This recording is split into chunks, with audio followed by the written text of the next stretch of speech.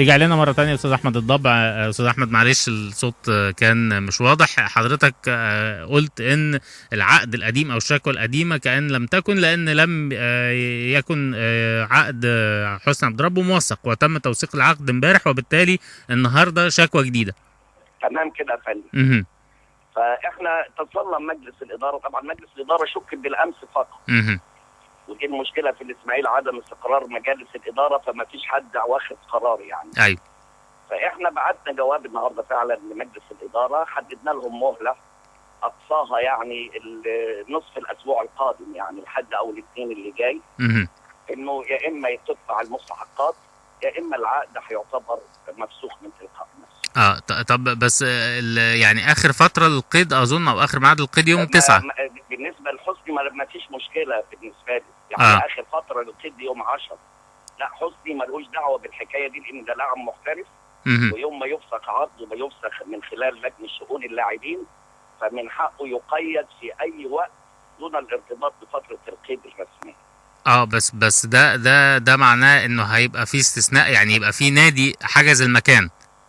بس يبقى في النادي اللي هياخده يبقى له مكان في القايمه. يعني لو نادي مثلا كذا هياخد حسني يوم 20/9 او 1/10 وعمل عقد معاه، هنقيده في النادي مفيش مشكله يعني، مش هنقول فتره القيد انتهت بالنسبه له.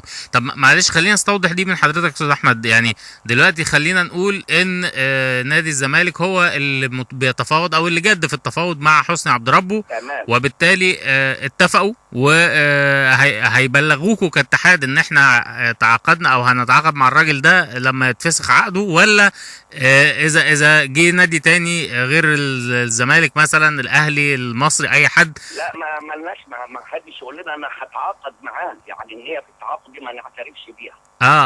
يعني هيتعاقد معاه ويجيب لنا عقده في اي وقت هنوثق. يعني مش مطلوب حجز مكان من دلوقتي لحسني عبد ربه. هو النادي اللي عايز حد بقى. طبعا انت عارف سيادتك في القوائم بتاعه اول الموسم الانديه بتسيب مكان او اثنين احتياطيا للظروف اللي زي دي.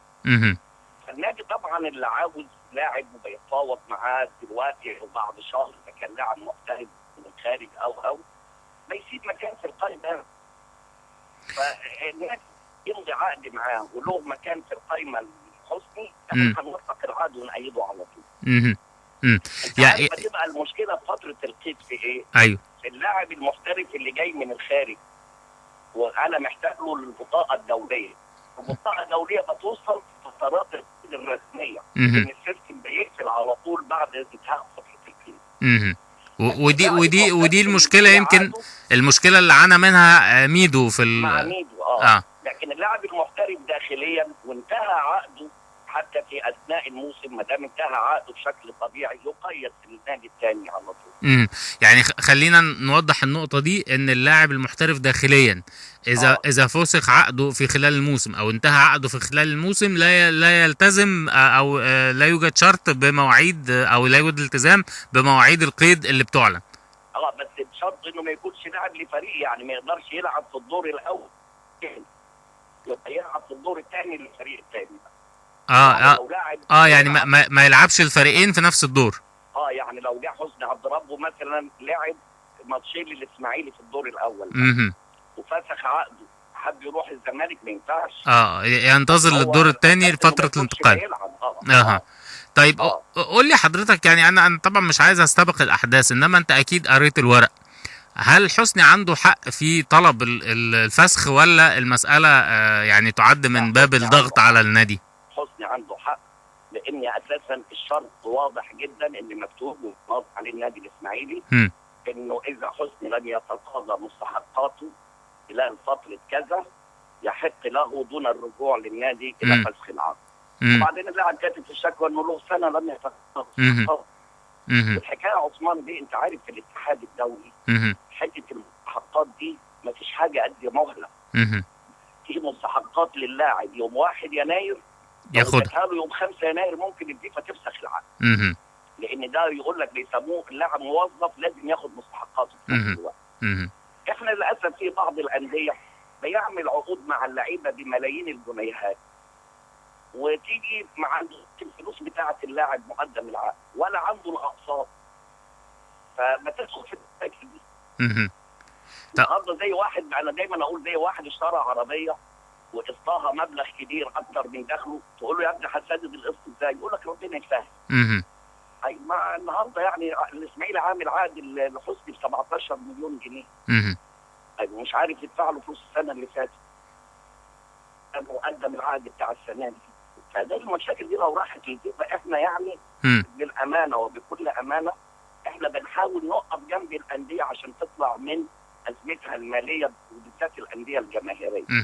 طب هي الانديه لازم تبقى عارفه انه في دلوقتي بتحكمنا لوائح الاتحاد الدولي.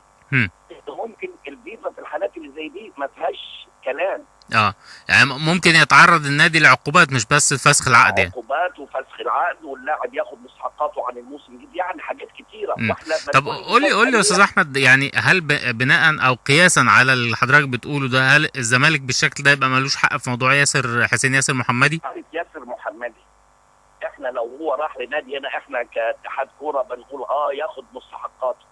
في الاتحاد الدولي يعني لو الزمالك دلوقتي جاب الفلوس بتاعت ياسر محمد النهارده في الاتحاد الدولي يقولوا لا انت اتاخرت عنها شهرين ثلاثه، بالرغم من انك انت جايب مستحقاته يقولوا لا انت اتاخرت، وبالتالي يفسخ العقد. واخد بال حضرتك؟ فالمستحقات دي يقول انك انت ما دفعتهاش، لاعب هياخدها بس انت اخليت باحد بنود العقد فيتفسخ. احنا ما بعتناش لياسر محمدي لحسين ياسر، ما بعتنالوش البطاقه الدوليه. بس متوقع انه الفيفا هتطلع بطاقه مؤقته وهيلعب بره. استنادا الى انه اللاعب ما خدش يعني مستحقات، ما يثبت انه مستحقاته اكثر من مره اتاخرت عن مواعيدها بالاشهر. دي احنا داخلين على نظام احتراف السنه الجايه، لازم الانديه تعرف انه في التزامات عليها لازم توفيها ولازم يتم الالتزام ببنود العقد. وده احنا السنه الجايه هيطبق كده زي الفيفا غصب عنا. طيب يعني احنا نقول يعني نجمل الحكايه في ان حسني عبد ربه عقده يعني في طريقه للفسخ ما لم يسدد النادي الاسماعيلي مستحقاته ويرضى حسني عبد ربه.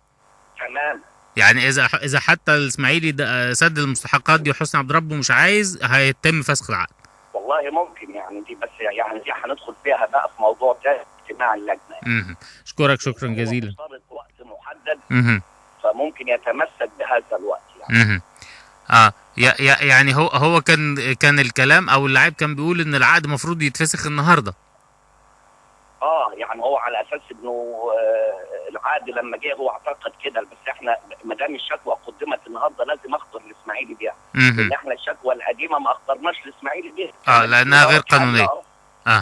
المشكله انه ما كانش في مجلس اداره. ايوه استاذ احمد الضبع يعني رئيس لجنه شؤون اللاعبين بالاتحاد المصري لكره القدم، اشكرك شكرا جزيلا، كنت معانا على جوله في راديو.com.